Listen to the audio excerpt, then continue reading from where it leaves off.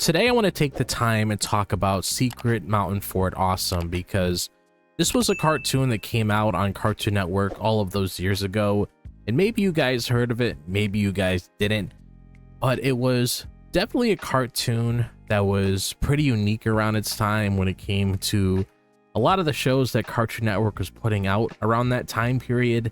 I mean, we recently talked about the Problem Solvers last week. This is basically another one of those shows that was like something I was watching on the television when I was, flipping through all these kind of channels that I used to watch as a kid. And then I stopped on Cartoon Network and I saw this and I'm like, okay, what the heck am I watching? So within this video itself, I just want to give my thoughts on Secret Mountain Fort Awesome when it came to how I really feel about it as a whole when it comes to a lot of these different topics that we talk about within this video. So if you guys have anything you want to say about this show, be sure to let me know down below. But without further ado, let's get straight into this. So let's start it off with this. What is Secret Mountain Fort Awesome about? Well, it's an animated series that hit Cartoon Network back in 2011, created by browngardt. It follows a group of 5 monsters called the Disgustoids who live in this wild underground lair called Secret Mountain Fort Awesome. And these guys aren't your typical cartoon critters. They're loud, crude, and all about pulling off the most ridiculous stunts imaginable, usually at the expense of the humans living above ground.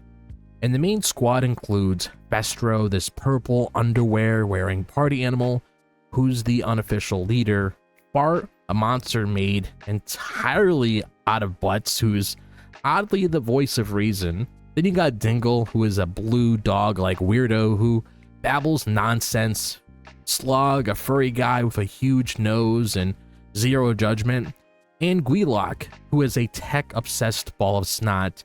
And together they're like a frat house gone feral, unleashing chaos like stealing the sun or fighting CGI sharks. The whole vibe is this mixed absurd humor and over-the-top antics, with their mountain fort acting as both their home and the staging ground for their madness. And what's cool, or maybe just plain weird, is the premise, because of how it flips the script on monster stories. Because instead of being the bad guys lurking in the shadows, these Disgustoids are front and center, trying to figure out how to fit into a human world that's totally grossed out by them. It's not really about deep lessons or heartwarming moments. It's more like watching a bunch of misfits throw a never-ending party that nobody else gets invited to. The show's roots actually tie back to browngartt's earlier work, an Uncle Grandpa short, where these monsters debuted as the antagonist, but here they're the stars of their own messed up spotlight. So yeah, Secret Mountain Fort Awesome is about these 5 freaky dudes living their best, most chaotic lives underground. It's a cartoon that doesn't care about being polite or making sense. It's just pure, unfiltered weirdness. And honestly, that's what makes it so fascinating to look back on. Alright, so let's talk about what made Secret Mountain Fort Awesome stick out like a sore thumb, or maybe a farting butt, in the Cartoon Network lineup. First off, the humor was something else. This wasn't your typical kid-friendly giggle fest. It leaned hard into raunchy, surreal vibes that felt like they were ripped straight out of underground comics. Think gross out gags meet total random absurdity, like a monster made of butts arguing about stealing the sun. It was bold, messy, and didn't pull punches, which was a huge departure from the more polished shows airing at the time. And then there's the art style, which I remember being quite the trip, because these designs are grotesque in the best way possible, with every character looking like they crawled out of a fever dream. Bestro's got these huge tusks and a bald spot, Wheelock's dripping with zits, and Fart's just, well, a walking pile of rear ends. It's not pretty, but that's kind of the point. The team, including designers Robert Ryan Corey and Chris Sargaitis, who snagged an Emmy for Outstanding Individual Achievement in Animation in 2011, went all in on making it visually wild, and it paid off with its gritty in-your-face look that you couldn't unsee. Even the humans in the show were drawn like warped caricatures, which added to the chaos. It's like the show took these rough, unpolished edges and cranked them up to 11, mixing in a heavy metal soundtrack by Mike Conte From early man, they gave it this extra layer of raw energy. It felt less like a cartoon for Saturday mornings and more like something you stumble across late at night, which made it a total outlier. And honestly, Secret Mount Fort Awesome stood out because it didn't try to fit in. It wasn't afraid to be ugly, loud, or downright bizarre, and that gave it a personality all on its own. Whether you loved it or hated it, you couldn't ignore it. So how did people actually feel about Secret Mountain Fort Awesome when it dropped? Let's just say it was a mixed bag. Like really mixed. When it premiered on August 1st, 2011 as a sneak peek, Cartoon Network fans were already vibing with shows like Adventure Time and Regular Show, which had their own quirky charm but still felt approachable. Then comes this loud, crude monster fest with a lot of viewers who were straight up baffled. Some folks on forums and early social media posts were like, "What even is this?" And not always in a good way. The over-the-top grossness and in-your-face humor rubbed a bunch of people the wrong way.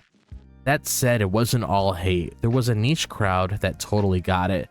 I've seen comments from fans who loved how unapologetic it was, like they actually appreciated that it didn't care about being nice or normal.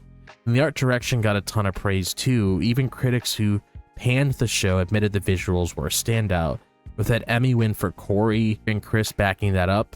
And for some, it was a breath of fresh air and a sea of safer cartoons, and they rewatch episodes just to soak in the absurdity. It even got a DVD release later on and had this cult vibe where the people who liked it really liked it. On the flip side though, the negativity was loud. A lot of reviewers called it juvenile or just plain gross. Think toilet humor gone too far. Parents weren't thrilled about it either, and this wasn't something you leave on for the kids without expecting some raised eyebrows. It's funny looking back because the show aired during a time when Cartoon Network was experimenting with weirder stuff, but Secret Mountain might have pushed the envelope a bit too hard for the average viewer. Ratings started strong with 1.8 million for the sneak peek. By the official premiere on September 26, 2011, they dropped to 1.1 million, hinting it wasn't clicking with everyone. In the end, the audience reaction was split down in the middle. Some saw it as a hidden gem, others as a total misfire. It's one of those cartoons that didn't care if you loved it or hated it as long as you noticed it. Alright, so let's wrap this up by figuring out why Secret Mountain Fort Awesome didn't last. It's kind of a bummer story, honestly, because this show kicked off with that sneak peek on August 1st, 2011, and ran its first season of 10 episodes through December 2011. Season 2 started in January 2012, but after airing 8 episodes, it just stopped. Cartoon Network pulled it off the air by March 29, 2012, and the remaining 10 episodes of Season 2 were quietly released on iTunes in April 2012. And that was it. 2 seasons with 28 episodes made overall, then poof, gone. One big reason was the audience response, or the lack of it. Like I mentioned, it had its fans, but the broader viewership wasn't there. The ratings dipped from 1.8 million at the sneak peek to 1.1 million at the premiere. Told the story. It couldn't hold onto the crowd the way other shows did. Critics weren't kind either. A lot of them trashed it for being too crude or random, and negative buzz didn't help. Cartoon Network was in this experimental phase, sure. They were also banking on hits like The Amazing World of Gumball, which debuted earlier that year and appealed to a wider audience. Secret Mountain felt more niche, and that mismatch likely hurt its chances. The behind-the-scenes production had its own hiccups. Pete Browngardt has hinted in interviews that working with Cartoon Network could be a struggle. Tight schedules and creative clashes were part of the deal. The network didn't seem to know how to market it either. Promos leaned hard into the silliness without showing its unique edge, and it never got a consistent time slot to build momentum.